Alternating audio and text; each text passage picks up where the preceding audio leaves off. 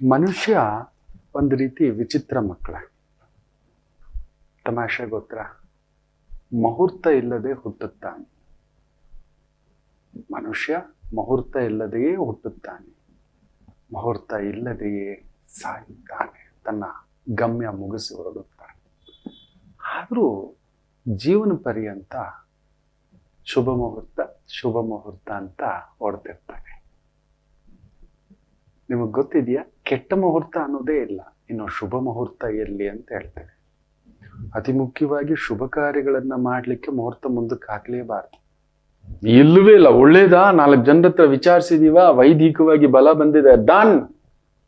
ಅದ್ರ ನೋಡಿ, ಕೆಟ್ಟದ್ದು ಮಾಡಲಿಕ್ಕೆ 100 ಬಾರಿ ಯೋಚಿಸ್ಬೇಕು, ಮಾಡ್ಲೇಬಾರ್ದು.